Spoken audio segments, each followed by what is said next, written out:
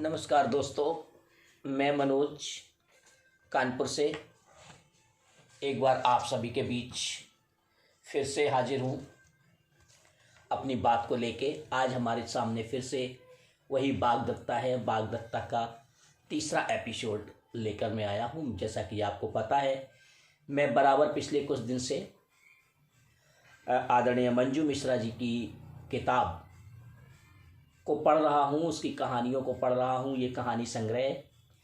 एक बात मैं बता देना चाहता हूँ, ये साहित्य की विधा है। मेरा उद्देश्य आपको कहानी सुनाना तो है ही, कहानी सुनाने के साथ मेरा उद्देश्य ये है कि मैं कहानी के विभिन्न पक्षों पर अपने कुछ विचार व्यक्त करूँ और आपसे भी कुछ विचार लूँ। इसलिए मुझे कहानी के बीच में थोड़ा रुकना पड़ता है, थोड़ा बोलना पड़ता है। और कहानी की कंटिन्यूटी, निरंतरता अगर उससे बाधित होती है तो आप बाधित इसलिए नहीं माने क्योंकि आप उससे जुड़े रहें। और अगर कहानी को आप सुन रहे हैं तो निश्चित रूप से उसके पक्ष और विपक्ष में अपनी बातों को जरूर दें।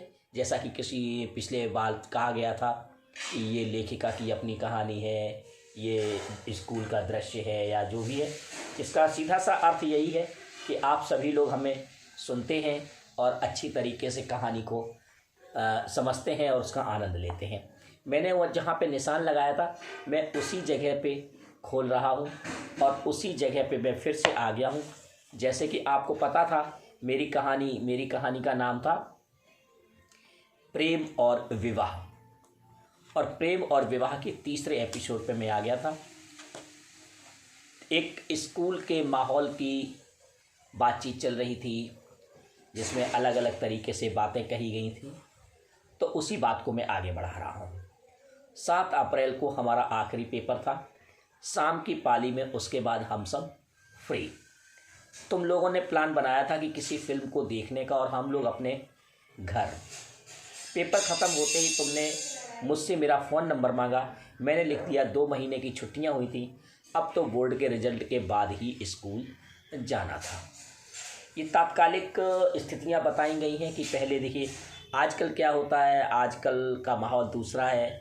और पहले समय ये एक लेखिका के द्वारा जो कैरेक्टर्स हैं उन दोनों के बारे में जो बातें बताई जा रही हैं, वो अपने अतीत की बात को, जो इसकी नायिका है वो अपने अतीत की बात को अपने पति के साथ या जो भी है, कहानी को अभी नहीं खोलना चाहिए, शेयर कर रही है, अपनी बता रही है हम लोगों के साथ।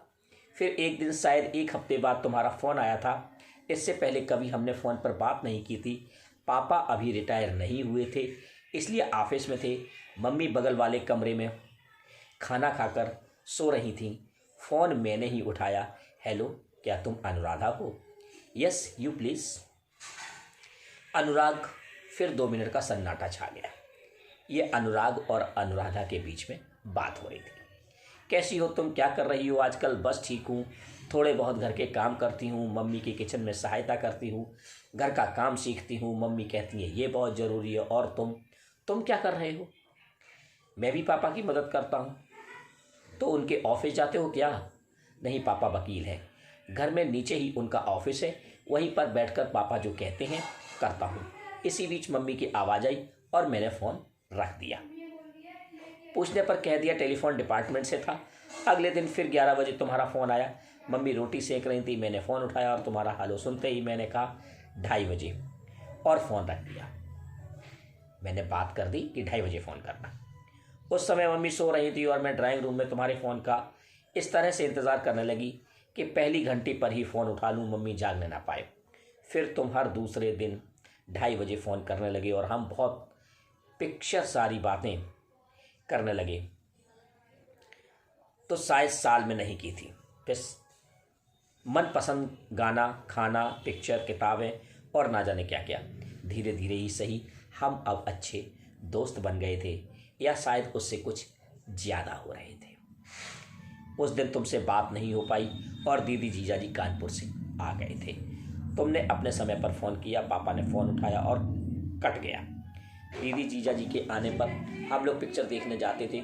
उन दिनों बेटा फिल्म बहुत हिट थी, आप सबको याद आ रही होगी। बेटा अनिल कपूर और माधुरी दीक्षित की, जिसमें गाना था धक धक करने लगा, शायद अगर मैं गलत नहीं हूँ।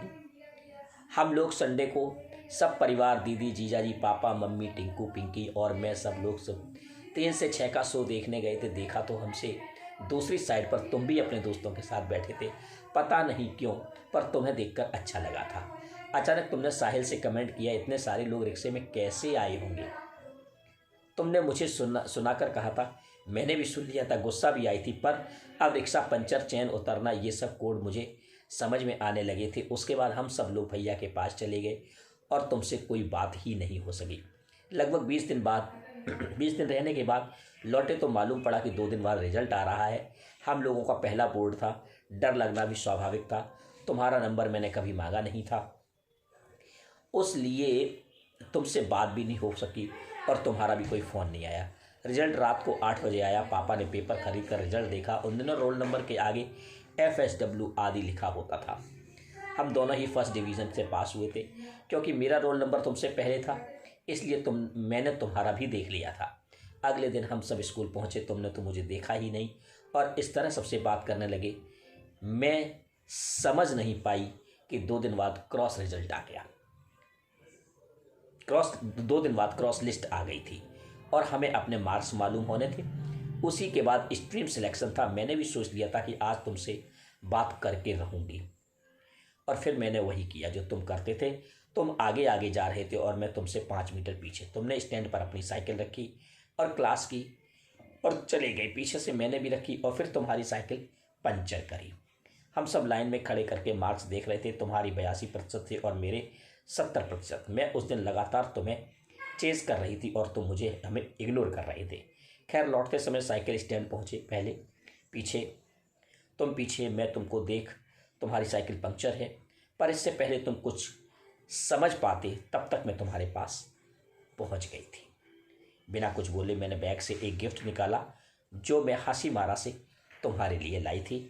हाथी दांत का बना हुआ एक छोटा सा पेपर वेट जिसमें पीतल के तारों से फूल बने थे, तुम्हें दिया और कहा मुबारक हो। मैं अचानक चली गई, इसलिए बात नहीं हो पाई और तुम्हारा नंबर भी मेरे पास नहीं था।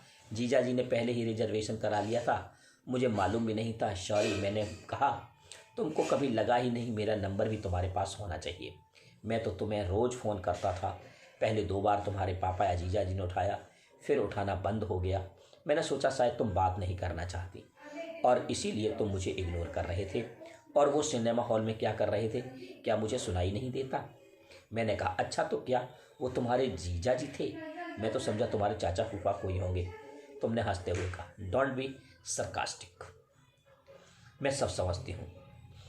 तब तक तुम्हारा दोस्त साइकिल में हवा भर चुका था। कल फ़ोन करना उसी समय, मैंने चलते हुए कहा। अगले दिन तुम्हारा फ़ोन आया उसी समय। तुमने थैंक यू कहा और कहा बहुत प्यारा पेपर वेट। मैंने उसे अपनी स्टडी टेबल पर रख दिया है। फिर हम बातें करने लगे। मैं बताने लगी असम के विषय में, काजीरंगा नेशनल पार्क के विषय में। फिर बात आई विषय चुनने की। मैंने कहा पापा चाहते हैं कि मैं बायो लूँ। अच्छा, क्या उनको मालूम नहीं कि तुम मेढक देखकर चक्कर खाकर गिर जाती हो? कॉकरोच, फ्रॉग और केचुआ का डाइसेक्शन भी कर पाओगी? क्लोरोफॉर्म की महक से तुम्हें उल्टी आती है और तुम बायो की जगह मैथ्स ले लो। और मैं तो साइंस विद मैथ्स लूँगा। फिर मैंने वही किया जो तुमने चाहा। हालांकि मेरी गणित इतनी अच्छी नहीं थी। तुम्हारे सहारे मैंने 10वीं पास किया था और सोचा आगे भी तुम तो हो ही। अब फिर हम दोनों एक साथ एक क्लास में ही थे। हमारी नज़दीकियाँ बढ़ रही थी। रोज़ स्कूल और छुट्टी वाले दिन फ़ोन अब मैं करती थी क्योंकि पापा रिटायर होकर घर पर थे। जब वे कहीं बाहर जाते या नहाने जाते तो मैं तुम्हें फ़ोन करती, क्योंकि पापा को नहाने में 20 मिनट लगते थे और मम्मी उस समय पूजा में होती थी। कितने चालाक हो गए थे हम, चूँकि 11वीं 12वीं की पढ़ाई, स्कूल की पढ़ाई के अलावा कोचिंग भी चाहिए होती थी। इसलिए फिजिक्स, केमिस्ट्री और मैथ्स की कोचिंग पढ़ने लगे। हमारे क्लास के काफ़ी बच्चे जाते थे तो हम क्यों पीछे रहते। कक्षा 11वीं का वह साल जिससे एक भी दिन मैंने स्कूल मिस नहीं किया था, वह बड़ा खुशनुमा था, बिल्कुल इंद्रधनुष के रंगों जैसा। सबसे ज़्यादा मज़ा हिंदी के पीरियड में आता था। होरी मैम हमें हिंदी पढ़ाती थी और मैं उनकी प्रिय शिष्या थी। और तुम सबसे ज़्यादा बदमाशियाँ उन्हीं की कक्षा में किया करते थे। कक्षा 11वीं की अर्धवार्षिक परीक्षाएं शुरू हो चुकी थी और उसी समय तुम्हारी दीदी की शादी थी। 12 दिसंबर को, और चौथे को अंग्रेजी का सेकंड पेपर था। इस बार भी हमारे रोल नंबर आगे पीछे ही थे। तय हुआ मैं तुम्हें ग्रामर, एक्सप्लेनेशन और सेंट्रल आइडिया में हेल्प करूँगी। तुमने शादी में अपने सभी मित्रों को बुलाया था, मुझे भी, पर उन दिनों अकेले तो हम जा ही नहीं सकते थे। फिर परीक्षाएं भी चल रही थी। पापा से मैं कह नहीं सकी मुझे जाना है, और मैं नहीं गई। बाद में दोस्तों ने बताया सब कुछ वैसा रहा, तुमने क्या पहना वगैरह वगैरह। 14 को पेपर था और वादा के अनुसार तुम्हारी सहायता के लिए तैयार थी। बड़ी सफाई से मैंने आंसर शीट के बीच 2 पेज आंसर लिखे और टीचर के इधर होते ही तुम्हें पकड़ा दिए। तुमने कॉपी के बीच में रख लिए। पेपर ख़त्म होने को था और मैं इंतज़ार कर रही थी कि तुम पेज मुझे वापस करो। यकायक तुम उठे, तुमने अपनी आंसर शीट टीचर को दी और बाहर। मेरा तो दिल बैठ गया कि अब क्या होगा। फिर सोचा शायद तुमने छिपा कर बाहर फेंक दिया हो। छुट्टी पर मैं तुम्हें देखती रही, पर तुम दिखे ही नहीं। घर पहुंचकर फ़ोन किया तो एंगेज जा रहा था। वह हमारा आखिरी पेपर था। इसके बाद पेपर दिखाए जाने थे। फिर न्यू ईयर तक छुट्टी। सारे सब्जेक्ट्स के अंक आ गए थे। उन दिनों अंग्रेजी हमें कॉन्वेंट की ही एक नन सिस्टर मार्था पढ़ाती थी। हम सब अपने बाकी पेपर देख ही रहे थे। उन्होंने मुझे और तुम्हें अपने चैम्बर में बुलाया। टेबल पर हम दोनों की आंसर शीट रखी हुई थी। पहले तो उन्होंने हम दोनों को एक तमाचा जला। फिर जो बोलना शुरू किया तो मुझे रोना आने लगा। तू क्या समझती है, एक दिन ये तेरा मजनू तुझे छोड़कर भाग जाएगा, तू ऐसी ही रह जाएगी, इसकी तो शादी हो जाएगी और तू बदनाम। फिर किसी तरह मिन्नतें करके हमें माफ़ किया गया, इस शर्त पर कि आगे ऐसा कुछ नहीं होगा। उस दिन घर आकर कोचिंग नहीं गई। पढ़ने में भी मन नहीं लगा। पापा को नंबर बता दिए और वादा किया और अधिक मेहनत करूँगी। सोच लिया कि अब कोई दोस्ती नहीं। फिर तुमने तो जानबूझकर ऐसा किया था। अगले दिन भी सरदर्द का बहाना बनाकर स्कूल नहीं गई और ना ही कोचिंग। मुझे अपने आप में बहुत अपमानित महसूस होना पड़ा। मुझे लगा कि अब क्या हो रहा है। 2 दिन बाद मैं स्कूल जा रही थी, पर मैं जानबूझ के जल्दी आ गई थी, जिससे तुम रास्ते में दिखो ही नहीं और ना ही साइकिल पंक्चर कर सको। हमारी मुलाकात असेंबली में प्रार्थना के दौरान हुई। मैंने मुंह घुमा लिया था। पूरा दिन मैंने पढ़ाई की और शाम को घर जाते वक्त सोचा जो होता है अच्छा होता है। पिंड छूटा। दोपहर को 2:30 बजे फ़ोन बजा। मैं उठी ही नहीं। पापा ने उठाया, बात की और मुझे बुलाया। मैं समझ नहीं पाई किसका है। हेलो कौन, मैं बोली। कौन होगा? तुमने कहा फ़ोन काटना मत। तुम्हारे पापा से कह दिया है कोचिंग के विषय में पूछ रहा हूँ। फिर तुम बोलते रहे, मैं बिना कुछ बोले सुनती रही। बाद में झुंझलाकर तुमने खुद ही फ़ोन काट दिया। इसके बाद स्कूल की छुट्टियाँ हो गई और कोचिंग फीस 7 दिन के लिए बंद। 1 जनवरी को स्कूल खुला। सबने एक दूसरे को विश किया, केक खाया और मैंने सोच लिया था कि अब कोई दोस्ती नहीं, कोई शेयर नहीं। 20 जनवरी तक सिलेबस पूरा हो चुका था और 19 फरवरी से परीक्षाएं थी। रिवीजन बहुत तेज़ी से चल रहा था। कोई एब्सेंट नहीं हो सकता था। नन मिस्टर मार्था की नज़रों में मैं बहुत अच्छी लड़की बन चुकी थी और होरी मैम की भी मैं फेवरेट थी। मेरे बात ना करने से तुम्हारा गुस्सा बढ़ता जा रहा था। उन दिनों हिंदी का रिवीजन चल रहा था और मुझे कबीर के विषय में बताना था और सारे क्लास को प्रश्न पूछने थे। हर एक को कोई कवि और कथाकार मिले हुए थे। मेरी बारी आई और मैं टीचर के पास खड़ी हो गई। तुम मुझे गुस्से से घूर रहे थे। मैंने भावार्थ बताना शुरू किया। हम ना मरे है संसारा, हमको मिलिया जियावन हारा। इसके बाद पूछने की बारी आई। तुम खड़े हुए और पूछा, इसमें ऐसा क्या है? कभी मरना नहीं चाहता और जियावन हारा कौन है? तुम लगातार मुझे घूर रहे थे और मेरी जबान ऐसी चिपक गई, कुछ बोल ही ना पाई। ठीक है तो बताइए। पीपल पात सरस मन डोला में कौन सा अलंकार है? उपमा अलंकार। मैंने कहा। मेरे पहले प्रश्न का जवाब दो, तुमने कहा। मैं चुप। बाद में टीचर ने समझाया। मैंने भी समझ लिया। अब मैं तुम्हें सबक सिखाऊंगी। छुट्टी वाले दिन जैसे ही पापा नहाने गए, मैंने तुम्हें फ़ोन किया। हेलो, मैं अनुराधा। मालूम है, बोलो फ़ोन क्यों किया? देखो, तुम मुझे तंग करना छोड़ दो वरना अच्छा नहीं होगा। तुम्हारे कारण मुझे उस दिन चाटा पड़ा और मुझे तो लगता है तुमने जानबूझकर वे पेपर अपनी कॉपी में लगाई। मैंने तुम्हारी सहायता की और तुमने ये काम किया। पहले तो तुम ये बताओ, तुम शादी में क्यों नहीं आई? सारा क्लास आया था सिवा तुम्हारे। मैं तुम्हें अपनी दीदी से मिलवाना चाहता था। मैं नहीं आई, कारण नहीं बता सकती। ठीक है, फिर मुझे भी जो करना था करूँगा, कहकर तुमने फ़ोन काट दिया। हमारा कोल्ड वार जारी था, पर मैंने अपने आप को जीरो कर लिया। हमारी क्लास में ही मेरी सहेली भारती चतुर्वेदी पढ़ती थी। उसने अपने भाई के तिलक में हम कुछ सहेलियों को बुलाया था। मैंने भी पापा से बात की। घर से कुछ दूर पर प्रेरणा रहती थी। पापा हम दोनों को लाने व ले जाने के लिए तैयार हो गए। टीनेज की खासियत और कुछ शौक। उस दिन मैंने फिरोजी रंग का सिल्क का सूट पहना जो दीदी ने 10th पास होने पर दिलवाया था। सेंट लगाया था, आंखों में हल्का सा काजल, एक छोटी सी बिंदी और प्रेरणा के साथ पहुंच गए हम वहाँ। हम सभी सहेलियाँ एक लाइन में बैठकर कॉफ़ी पीने के लगे। अचानक प्रेरणा बोली, ये अनुराग कहाँ से आ गया? देखा तो तुमने अपने परिवार के साथ आगे की लाइन में बैठे हुए थे।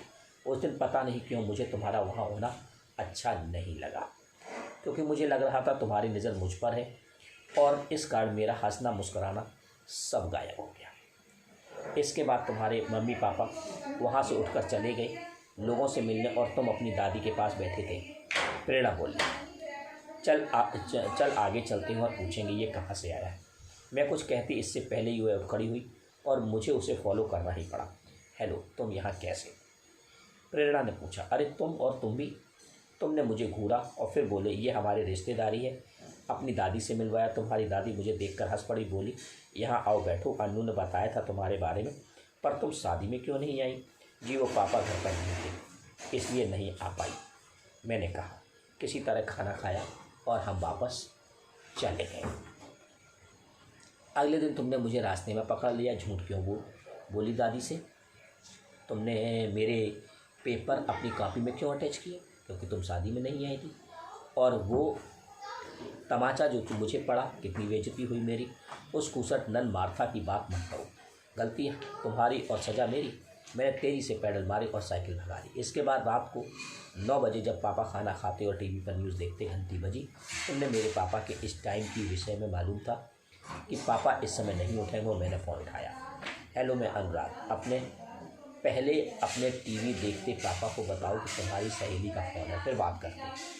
मैंने ऐसे ही किया। बोलो क्या कहना है? क्या हम ऐसे ही लड़ते रहेंगे?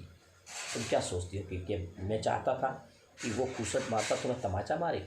मैंने सोचा था कह दूंगा कि गलती से मैंने जल्दी में पेपर उठा लिया और देखा ही नहीं कि वह तुम्हारा है।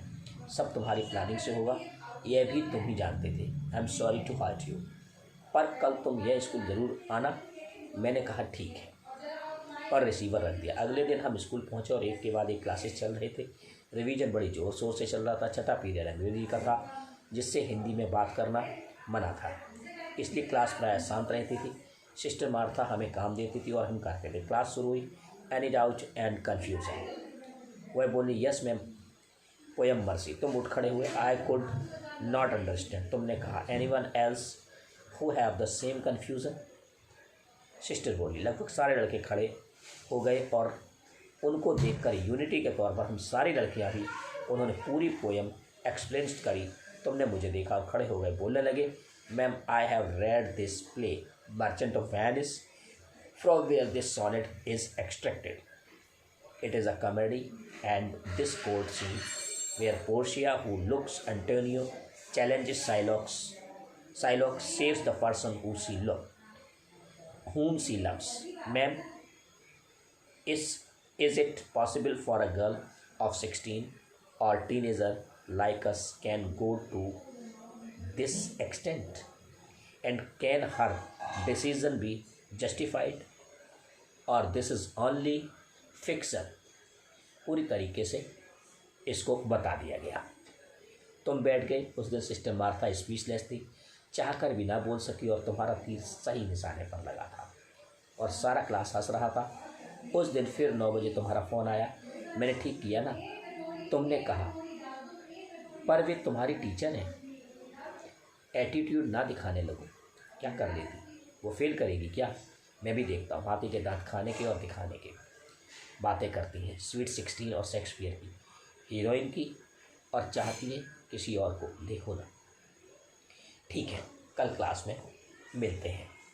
लगता है शायद कहानी हमारी लंबी हो रही है, और यहीं पर हम रोकते हैं पेज नंबर 123 पर। और इस कहानी के चौथे एपिसोड में अगले बुधवार को हम फिर आपसे मिलेंगे, और प्रेम और विवाह, अनुराग और अनुराधा की प्रेम कहानी जिस तरीके से क्लास में बढ़ रही है, मुझे लगता है कि शायद आप सभी लोग इसको महसूस कर रहे होंगे, सुन रहे होंगे, समझ भी रहे होंगे। तो निश्चित रूप से आपको मेरी कहानी, हो सकता है इसमें कहानी को सुनाने में और बात करने में, उसके अंदाज में कुछ गलतियां आ गई हों, लेकिन मुझे लगता है आपको कहानी पसंद आई होगी। धन्यवाद।